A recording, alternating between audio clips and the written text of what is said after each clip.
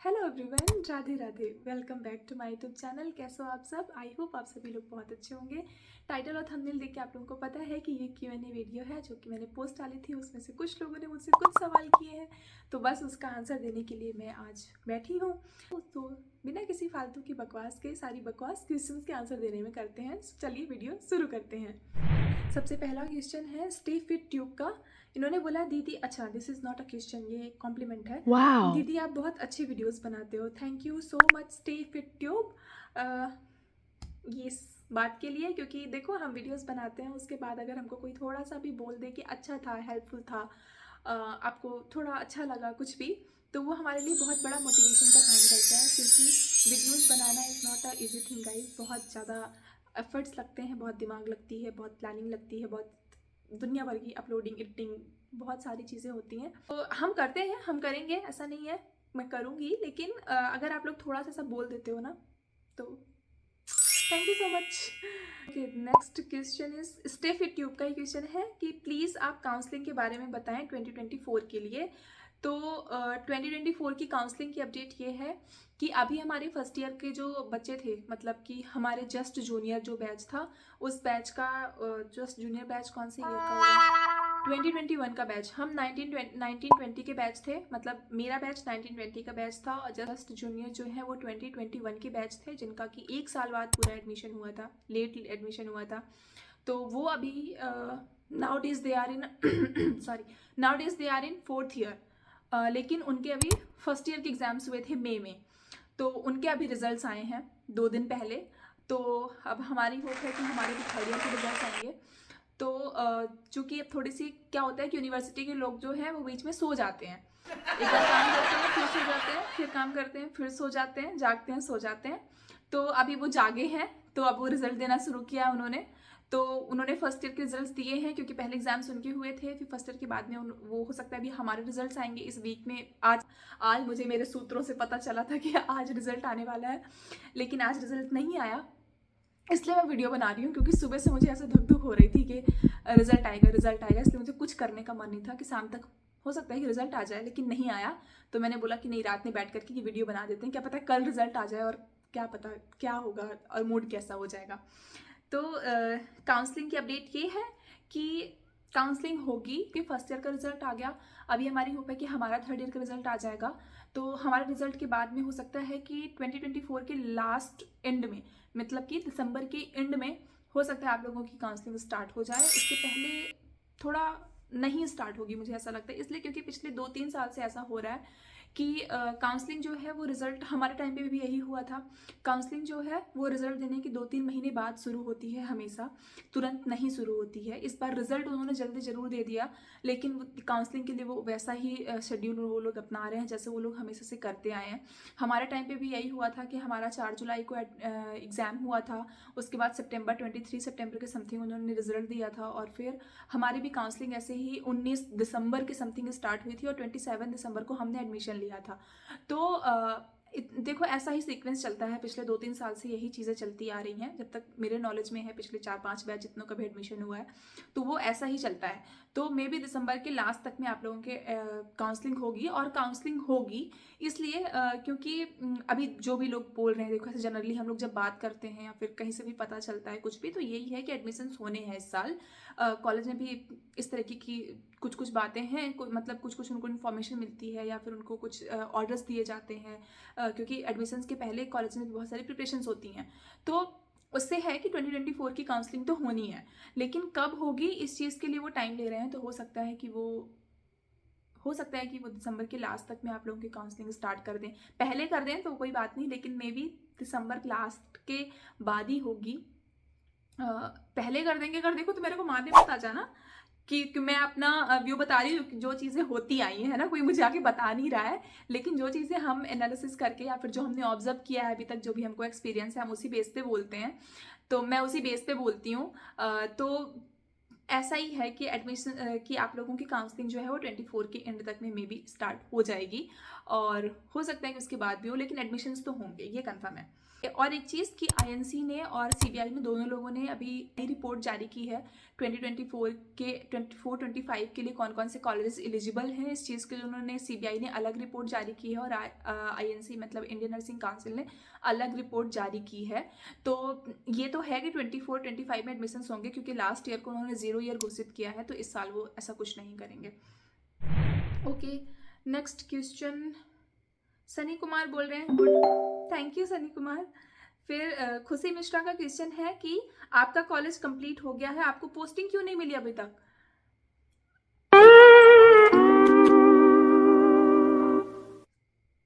ये सवाल थोड़ा जले पे नमक छिड़कने जैसा भी होता है और हमको बिल्कुल नम करने जैसा भी होता है और थोड़ा कंफ्यूज करने जैसा भी होता है। हमें पोस्टिंग इसलिए नहीं मिली है क्योंकि हमारे अभी एग्ज़ाम्स नहीं हुए हैं, हमारी डिग्री पूरी नहीं हुई है। अभी जो हमने जब एडमिशन लिया था 2019 में के बैच हैं हम, बट 2020 में हमारा एडमिशन था, 3 जनवरी की हमारी ज्वाइनिंग थी। तो 3 जनवरी के बाद में हमको ये था कि जब हमारा 2024 का दिसंबर लास्ट हो रहा होगा उस टाइम भी हमारी पोस्टिंग हो जाएगी। लेकिन जब 2024 का लास्ट दिसंबर स्टार्ट हो चुका है तो हमारे थर्ड ईयर के रिजल्ट्स भी नहीं आए हैं अभी। तो अभी हमारे थर्ड ईयर के रिजल्ट आएंगे, उसके बाद फिर कब हमारा फॉर्म फिल होगा, कब हम फोर्थ ईयर की एग्ज़ाम देंगे, फिर कब उसका रिजल्ट आएगा, फिर कब रजिस्ट्रेशन होगा, फिर कब पोस्टिंग होगी, ये तो देखो शायद भगवान को पता हो, उसके अलावा तो नोबडी नोज कि क्या होने वाला है। तो बस यही रीज़न है कि हमारी डिग्री ही पूरी नहीं हुई, हमारे थर्ड ईयर के हैं, we are only a second year pass guys. क्या कर सकते हैं, एमपीएमएसयू का यही हाल है। कल्पू नर्सिंग पूछ रही हैं दी पीएचडी की काउंसलिंग कब होगी प्लीज़ बताइए। कल्पू नर्सिंग शायद दिसंबर के लास्ट में आप लोगों के भाग खुल जाए और काउंसलिंग स्टार्ट हो जाए। व्हाट्स योर फ्यूचर प्लान दीदी? फ्यूचर प्लान फ्यूचर प्लान दीदी मैजिक U2F करके हैं कोई, वो पूछती है व्हाट्स योर फ्यूचर प्लान। तो देखो अभी तक जितने प्लान बनाए हैं मैंने वो सारे प्लान फेल हुए हैं। मैं किसी भी प्लान में पास नहीं हुई हूँ, या फिर मेरे बनाए हुए कोई भी प्लान सक्सेसफुल नहीं हुए हैं। तो मैंने प्लान बनाना छोड़ दिया है, मैंने प्लानिंग करना छोड़ दी है। जो होना हुआ मेरा मानना हो गया है। अब मैं ऐसा मानने लग गई हूँ कि होता वही है जो ऑलरेडी डिसाइडेड है बाय द गॉड। तो जो उन्होंने डिसाइड करके रखा होगा वो हो जाएगा। लेकिन ऐसा नहीं है कि हाथ पे हाथ रख के बैठ जाना है। जो भी चीज़ें हैं, जो भी चीज़ें सामने चल रही होती हैं तो वो करने की मैं कोशिश करती हूँ, और जो भी चीज़ें मैं करती हूँ उसमें 100% देने की कोशिश करती हूँ। तो फ्यूचर प्लान तो अभी ऐसा कुछ डिसाइडेड नहीं है, बट हाँ कुछ तो करेंगे, कुछ अच्छा करेंगे। और हमारा फ्यूचर प्लान इसलिए भी नहीं है कि चीज़ें हमने बिल्कुल डिफरेंट सोची थी। ऐसा नहीं है कि हमने प्लानिंग नहीं की थी, हमने प्लानिंग की थी, लेकिन हमारा एंड ही वैसा नहीं हुआ जैसा हमने सोचा था। तो इसलिए हमारे आगे की चीज़ें उस हिसाब से स्टार्ट ही नहीं हो सकती। और अब हम लोगों को पता चला है कि नहीं, अब हमको कुछ अलग सोचने की ज़रूरत है, कुछ अलग करने की ज़रूरत है।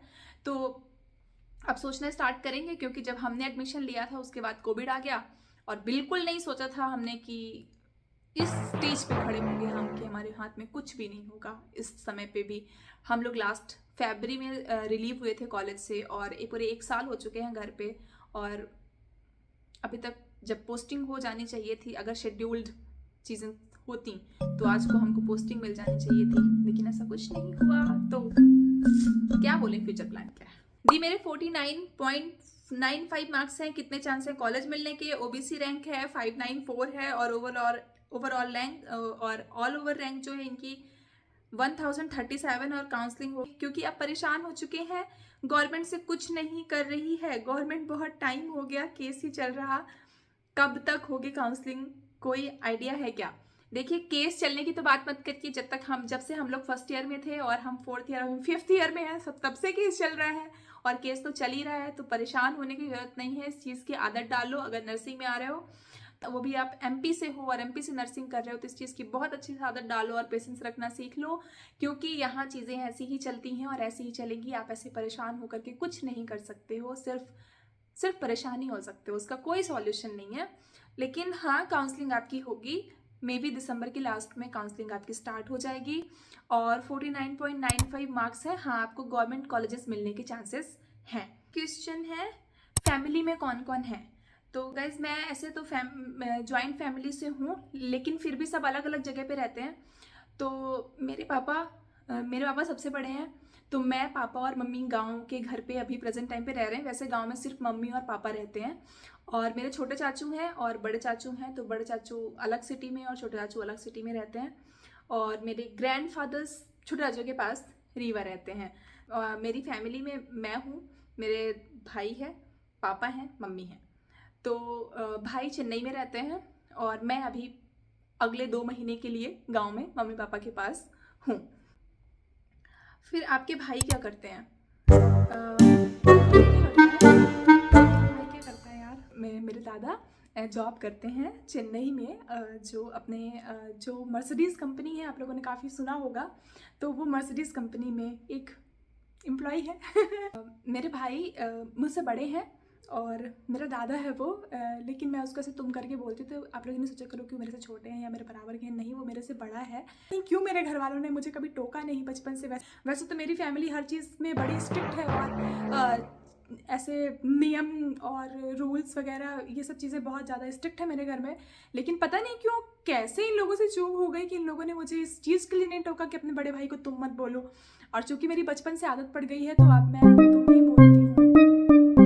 क्या कर सकती हूँ उसमें, आदत है यार, ऑकवर्ड लगता है आप बोलने में, तो तुम ही बोलती हूँ। लेकिन मेरे भाई मुझसे बड़े हैं और मेरे एक ही भाई हैं। जितने भी डीएमई कॉलेज हैं सब में हॉस्टल अवेलेबल है या नहीं? नहीं, सब में अवेलेबल नहीं है, सिर्फ कुछ कॉलेजेस में हॉस्टल अवेलेबल है।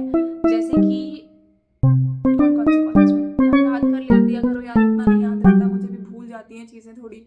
एक तो साल भर से कॉलेज से निकले हो गया है तो धीरे धीरे याददाश्त भी कमज़ोर हो रही है।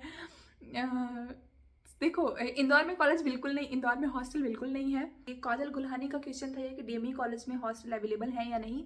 तो सभी कॉलेजेस में हॉस्टल अवेलेबल नहीं है। देखिए, आई थिंक ग्वालियर के कॉलेज में है, और भोपाल के कॉलेज में भी आधे लोग डे स्कॉलर बन के रहते हैं और आधे लोग हॉस्टल लेते हैं। मतलब मोस्टली जगहों पे यही हो गया है कि पहले आओ पहले पाओ वाली बात है। क्योंकि अब जो कि सीट्स बढ़ा दी हैं बहुत ज़्यादा, और कहीं भी नर्सिंग को नई बिल्डिंग नहीं दी गई है, तो उसकी वजह से दिक्कत होती है। और रीवा को भी नया कॉलेज मिल गया, सॉरी हाँ, नई बिल्डिंग मिल गई है, तो रीवा के पास अभी हॉस्टल है। लेकिन जबलपुर के पास किसी ने क्वेश्चन किया था, वो क्वेश्चन दिख नहीं रहा मुझे बीच में। हाँ, एनएससीबी कॉलेज में सबको, हाँ, खुशी मिश्रा ने ये पूछा था कि एनएससीबी कॉलेज में सबको हॉस्टल मिल जाएगा क्या? तो नहीं खुशी, वहाँ पे सबको कॉलेज में एडमिशन नहीं मिलता है, सॉरी हॉस्टल नहीं मिलता है, कुछ लोगों को ही मिलता है। जो लोग बहुत ज़्यादा, एक तो या तो ऐसा होता है कि अगर उनको नहीं मिले तो बहुत ज़्यादा सफरिंग होगी उनको, या फिर वो बहुत ज़्यादा चाहते ही हैं पेरेंट्स कि हमको हॉस्टल में ही रखना है, तो उनको, या फिर ऐसा कि इजीली आपको मिल सकता है, जिनका जैसे कि एडमिशन हुआ ना, आपका जैसे अलॉटमेंट आता है और उसके बाद आप फर्स्ट डेट पे जो आपको डेट अलॉट होती है, आप मतलब कोशिश करो, अगर जो भी लोग लेना चाहते हैं, जो लोग भी हॉस्टल लेना चाहते हैं, वो कोशिश करें कि वो पहले एडमिशन लेने पहुंच जाएं। आप लोग एकदम बिल्कुल लास्ट डेट का वेट ना करें, तो उससे क्या होता है कि आप लोग पहले पहुंचोगे, हॉस्टल में सीट्स रहेंगे तो वो दे देंगे। क्योंकि क्या हो गया है कि यहाँ जबलपुर वालों को कोई भी नई बिल्डिंग नहीं प्रोवाइड की गई है, बहुत पुरानी बिल्डिंग है वहाँ की, और सीट्स बढ़ती जा रही हैं और कोर्सेज भी बढ़ गए हैं। पोस्ट बेसिक भी होने लग गया है वहाँ पे, एमएससी भी होने लग गया है, और बेसिक बीएससी तो था ही, और हॉस्टल तो सिर्फ बेसिक बीएससी वालों को ही मिलता है, पोस्ट बेसिक और एमएससी वालों को नहीं मिलता। जो बीएससी नर्सिंग बेसिक बीएससी कर रहे होते हैं उन्हीं को मिलता है। लेकिन फिर भी हॉस्टल्स बहुत कम हैं, क्योंकि रूम्स उतने ही हैं और सीट्स बहुत ज़्यादा बढ़ती जा रही हैं, और इस साल तो सीट्स भी बताई नहीं गई हैं। पर आई थिंक हम लोग तो यही गेस कर रहे हैं कि 120 का एडमिशन होता था, तो एटलीस्ट 120 का एडमिशन तो होगा ही। ओके, नेक्स्ट क्वेश्चन है, सेकंड ही क्वेश्चन था ये, मेरे से बीच में छूट गया था। Tell your skin care routine. Skin care routine है यार, करती तो हूँ कुछ कुछ मैं, अब करना पड़ता है। स्किन केयर रूटीन क्या बताऊँ? स्किन केयर रूटीन देखो यही है कि मैं मोस्टली ब्रांड बताती हूँ थोड़ा सा। देखो ऐसे किसी दिन वीडियो बनाऊंगी, ऐसे चमक के ना वीडियो बनाऊंगी किसी दिन, लेकिन अभी के लिए बता देती हूँ कि मैं एक ब्रांड जो यूज़ करती हूँ वो है मेरी मिलिस्टिक और डर्मा और डॉटन की, ये तीन, और भी करे मैंने, लोटस और कुछ कुछ हैं यार, करती हूँ। लेकिन ये कुछ ब्रांड्स हैं जिनके मैंने भर भर के बॉटल्स ख़त्म किए हैं। आपको मैं कुछ का दिखा भी सकती हूँ, 1 मिनट। सो या गाइस, आप लोगों ने ऐसे देखो इंस्टाग्राम या यूट्यूब पे कहीं ना कहीं तो सब देखा होगा, और आप लोग बहुत अच्छे से पहचान रहे होंगे कि ये डॉट एंड की के टब्स हैं। है ना। तो देखो मैं प्रमोशन नहीं कर रही बिल्कुल भी, मैं बस आपको ऑब्सेशन दिखा रही हूँ अपना कि मैं डॉट एंड की के साथ कितना ज़्यादा ऑब्सेस्ड हूँ। और ये सब खत्म है, ये सारी उनकी रेंज है, जो जितनी भी रेंज अभी तक लॉन्च हुई है सब मैंने यूज़ की हैं। डे नाइट SPF दुनिया भर, पोमोग्रेनेट, फ्लामाग्रेनेट, जितने ग्रेनेट होते हैं सब मैंने उनके यूज़ करे और भर भर के ख़त्म किया। और अभी मेरे 2 अभी चल रही हैं जिनको मैं यूज़ करती हूँ। तो या सबसे ज़्यादा डॉट एंड की के प्रोडक्ट्स और डर्मा के और मिस्टिक ख़त्म होते रहते हैं यार, तो कुछ कुछ चलता रहता है। बस यही स्किन केयर रूटीन। और दैट सेट गाइस, इतने क्वेश्चन थे जो मैंने आप लोगों को ऑनेस्टली बड़े ही अनफिल्टर्ड तरीके से देने की कोशिश की। अगर आप लोगों को अच्छा लगा हो तो प्लीज़ प्लीज़ एक थम्स अप कर देना और एक हार्ट भेज देना। And thanks for watching this video. Bye guys, take care, love you all.